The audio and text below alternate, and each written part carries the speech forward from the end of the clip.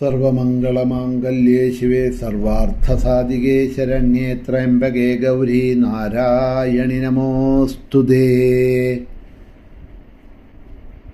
മധുരമീനാക്ഷേ നമഃ കാശിവിശാലാക്ഷേ നമഃ കാഞ്ചികാമാക്ഷേ നമഃ. ദേവീ ശരണം അമ്മേ സർവത്ര ദേവീ നാമസങ്കീർത്തനം. മഹാദേവ്യൈ നമഃ. സുപ്രഭാതം, ശുഭദിനം. എല്ലാ ധന്യാത്മാക്കൾക്കും പുലർകാല വന്ദനം. ശ്രീമദ് ദേവി ഭാഗവത നിത്യപാരായണ പരമ്പരയുടെ ഇന്നത്തെ വേദിയിലേക്ക് എല്ലാ സജ്ജനങ്ങൾക്കും സുസ്വാഗതം. നവമസ്കന്ധം പ്രഥമാധ്യായമാണ് അവലോകനം ചെയ്തുകൊണ്ടിരിക്കുന്നത്.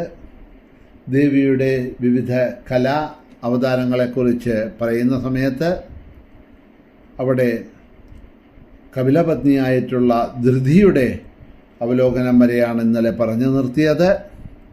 ഇനി നമുക്ക് തുടർന്ന് കൊണ്ടുപോകാം.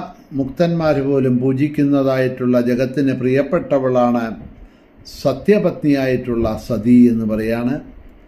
അവളില്ല എന്നുണ്ടെങ്കിൽ ലോകം സദാ ബന്ധുക്കൾ ഇല്ലാത്തവരായി ഭവിക്കും. മോഹത്തിൻ്റെ പത്നിയാണ് സാധ്വിയും പൂജിതയും ജഗൽപ്രിയയുമായിട്ടുള്ള ദയ. അവളില്ലാതെ സർവലോകവും സർവത്ര നിഷ്ഫലമായിരിക്കും. പുണ്യപത്നിയാണ് പ്രതിഷ്ഠ. അവൾ സദാ പൂജിതയും പുണ്യപ്രദയുമാണ്. അവളില്ലെങ്കിൽ ജഗത്ത് ജീവൻ മൃത സമാം ആകും എന്നാണ് പറയണത്. സുകർമ്മത്തിൽ പത്നിയായി ഭവിച്ചവളാണ് കീർത്തി. അവളെ ധന്യന്മാർ പൂജിക്കണു. അവളില്ലെങ്കിൽ ജഗത്തെല്ലാം മരിച്ച മട്ടിൽ യശസ്സില്ലാതായിത്തീരണു. സർവസമ്മതിയും പൂജ്യയുമാണ് ഉദ്യോഗപത്നിയായിട്ടുള്ള ക്രിയ. അവളില്ലെങ്കിൽ സർവലോകവും കർമ്മരഹിതമായിത്തീരും. സകല ധൂർത്തന്മാരും പൂജിക്കുന്ന മിഥ്യയാണ് അധർമ്മത്തിൻ്റെ പത്നി. അവളില്ല എന്നുണ്ടെങ്കിൽ വിധി നിർമ്മിതമായ ഈ ജഗത്തു തന്നെ ഉണ്ടായിരിക്കില്ല. സത്യയുഗത്തിൽ അദൃഷ്ടയും, ത്രേതായുഗത്തിൽ സൂക്ഷ്മരൂപിണിയും, ദ്വാപരയുഗത്തിൽ അർദ്ധാവയവം സംഭരണം ചെയ്തിരിക്കുന്നതും ആയതുകൊണ്ട് അർദ്ധാവയവ സ്വരൂപവും കലിയുഗത്തിൽ മഹാപ്രഗത്ഭയുമാണ്. എല്ലാ സ്ഥലത്തും ആ ദേവി വ്യാപിച്ചിരിക്കുന്നു.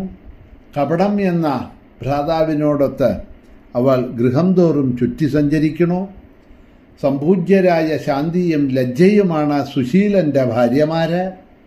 നാരദ, ഇവർ രണ്ടുപേരും ഇല്ലെങ്കിൽ ജഗത്താകെ ഉന്മത്തമാകും. ജ്ഞാനത്തിന് 3 ഭാര്യമാരുണ്ട്: ബുദ്ധിയും മേധയും ധൃതിയും. അവരില്ലെങ്കിൽ ജഗത്ത് മുഴുവൻ മൂഢമായിത്തീരും.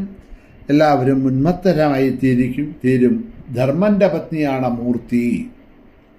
സ്വരൂപയും സുന്ദരിയുമായ അവളില്ലെങ്കിൽ പരമാത്മാവും പ്രപഞ്ച അതിഥിയും കാമയായിത്തീരും എല്ലാവരും. അവളുടെ പ്രകാശത്താലാണ് സാധ്വിയായ ലക്ഷ്മി പ്രകാശവതിയായിത്തീരുന്നത് എന്ന്. ഇവരുടെ പേരുകളൊക്കെ ഭാഗവത മഹാപുരാണത്തിൽ വരുന്നുണ്ട്. ഇതൊക്കെ കേട്ടിട്ടുണ്ടാവും നിങ്ങൾ അതിൽ എന്ന് വിചാരിക്കുന്നു. ശ്രീയും മൂർത്തിയും ഇവളുടെ 2 രൂപങ്ങളാണ്. മാന്യയും ധന്യയും അത്യന്തം പൂജിതയുമാണ്. കാലാഗ്നിരുദ്രൻ്റെ പത്നിയാണ് നിദ്ര. രുദ്രൻ്റെ പത്നിയായ നിദ്ര സിദ്ധയോഗിനിയാണ്. ഓരോ രാത്രിയിലും അവൾ ലോകത്തെയെല്ലാം യോഗത്താൽ മയക്കണു. പിന്നീട് കാലത്തിന് 3 ഭാര്യമാരുണ്ട്. സന്ധ്യയും രാത്രിയും പകലും കാലത്തിൻ്റെ ഭാര്യമാരാണ്. അവരെ കൂടാതെ വിധാതാവിന് പോലും കാലനിർണയം സാധ്യമല്ല. ലോഭത്തിൻ്റെ ഭാര്യയാണ് ക്ഷുത്പിപാസകൾ. ഇവർ ധന്യകളും മാന്യകളും സംപൂജ്യകളുമാണ്. ഇവർ നിറഞ്ഞിരിക്കുന്നത് കൊണ്ട് ലോകം എപ്പോഴും ചിന്താപരവശമായിരിക്കണു. പിന്നീട് തേജസ്സിന് 2 ഭാര്യമാരുണ്ട്: പ്രഭയും ദാഹികയും. അവരില്ലാതെ വിധാതാവിന് ലോകസൃഷ്ടി ചെയ്യാൻ സാധിക്കില്ല. കാലപുത്രിമാരായ ജരയും മൃത്യുവുമാണ് പ്രജ്വാരൻ്റെ പ്രിയപ്പെട്ട പത്നിമാര്. അവരില്ലെങ്കിൽ വിധാതാവിൻ്റെ സൃഷ്ടിക്ക് നാശം സംഭവിക്കും.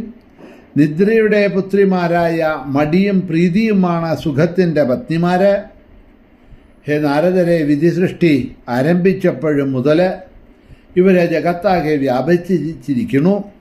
വൈരാഗ്യത്തിന് 2 ഭാര്യമാരുണ്ട്, ശ്രദ്ധയും ഭക്തിയും. പൂജ്യരാണ് ഇവർ രണ്ടുപേരും. ജഗനത്തിന് ജീവൻ മുക്തി ലഭിക്കുന്നത് ഇവരെ കൊണ്ടാണ്. ദേവമാതാവായ അതിഥിയും ഗോക്കളുടെയും എല്ലാം മാതാവായ സുരഭിയും ദൈത്യന്മാരുടെ മാതാവായ ദിതിയും കദ്രുവും വിനതയും ദാനുവും സൃഷ്ടികർമ്മത്തിൽ ഉപയുക്തരാണ്.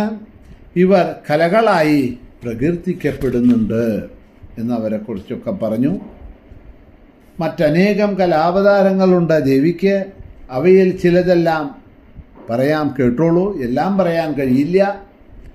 ചന്ദ്രൻ്റെ പത്നിയായ രോഹിണി, സൂര്യൻ്റെ പത്നിയായ സംജ്ഞ, മനുവിൻ്റെ പത്നിയായ ശതരൂപ, ഇന്ദ്രൻ്റെ ഭാര്യയായ ശചി, ബൃഹസ്പതിയുടെ പത്നിയായ താര, വസിഷ്ഠൻ്റെ പത്നിയായ അരുന്ധതി, ഗൗതമൻ്റെ പത്നിയായ അഹല്യ, അത്രിയുടെ പത്നിയായ അനസൂയ, കർദഭ പത്നിയായ ദേവഹൂതി, ദക്ഷൻ്റെ പത്നിയായിട്ടുള്ള പ്രസൂതി, പിതൃക്കളുടെ പുത്രിയായ മാനസി, അംബികയുടെ മാതാവായ മേനക, ലോപമുദ്ര, കുന്തി, കുബേരപത്നിയായ യക്ഷി, വരുണപത്നിയായ വരുണാനി, ബലിചക്രവർത്തിയുടെ പത്നിയായ വിന്ധ്യാവലി, സുന്ദരിയായ ദമയന്തി, യശോദ, ദേവകി, ഗാന്ധാരി, ദ്രൗപദി, ശൈബ്യ, സത്യവതി, വൃഷഭാനുവിൻ്റെ കുലീനയും സാധ്വിയും രാധാജനനിയുമായ പത്നി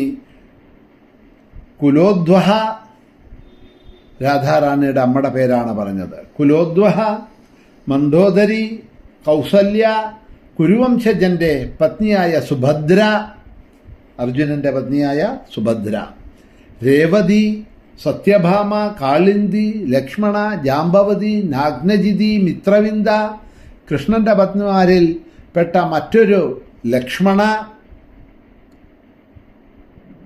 അതേമാതിരി രുക്മിണി, സാക്ഷാൽ ലക്ഷ്മിയായി പ്രകീർത്തിക്കപ്പെടുന്നതായിട്ടുള്ള സീത, വ്യാസമാതാവായ മത്സ്യഗന്ധി, മഹാസാധ്വിയായ കാളി, ബാണപുത്രിയായ ഉഷ, അവളുടെ സഖിയായ ചിത്രലേഖ, പ്രഭാവതി, ഭാനുമതി, സതിയായ മായാവതി, ഭാർഗവമാതാവായ രേണുക, ബലരാമസ്വാമിയുടെ അമ്മയാണ് പറഞ്ഞത്. ബലരാമമാതാവായ രോഹിണി, പരശുരാമൻ്റെ ഭാർഗവമാതാവായ രേണുക, ഭാർഗവമാത, പരശുരാമൻ്റെ മാതാവായ രേണുക, ബലരാമൻ്റെ മാതാവായിട്ടുള്ള രോഹിണി, ഏകനന്ദ, കൃഷ്ണൻ്റെ സ്വസാവായ ദുർഗ, കൃഷ്ണൻ്റെ കൂടെ യശോദയിൽ ജനിച്ച പുത്രി, യശോദയ്ക്കും നന്ദഗോപർക്കും അയച്ച മായാദേവിയായിട്ട് ഭഗവതിയുടെ അവതാരം വരുന്നുണ്ടല്ലോ, ദുർഗ. എന്നിങ്ങനെ മൂലപ്രകൃതിയുടെ കലാംശങ്ങളായ വളരെ സ്ത്രീകൾ ഈ ഭാരതവർഷത്തിൽ ഉണ്ടായിട്ടുണ്ട്. ഏതെല്ലാം ഗ്രാമദേവതകളുണ്ടോ അവരെല്ലാം മൂലപ്രകൃതിയുടെ കലാംശഭൂതരാണ്. കലകളുടെ അംശത്താൽ ജനിച്ചവരാണ് ഓരോ ലോകത്തിലും സ്ത്രീകൾ. ആ സ്ത്രീകളെ അപമാനിച്ചാൽ അത് ജഗദംബയെ, പ്രകൃതിയെ അപമാനിക്കുന്നതായിരിക്കും. അതിനാൽ ദേവി കോപിക്കും. പതിയും പുത്രന്മാരുമുള്ള വിപ്രപത്നിയെ വസ്ത്രാലങ്കാര ചന്ദനാദികൾ കൊണ്ട് പൂജിച്ചാൽ അത് ജഗദംബിക പൂജയാകും. വസ്ത്രാലങ്കാര ചന്ദനാദികൾ കൊണ്ട് 8 വയസ്സുള്ള കുമാരിയെ പൂജിച്ചാൽ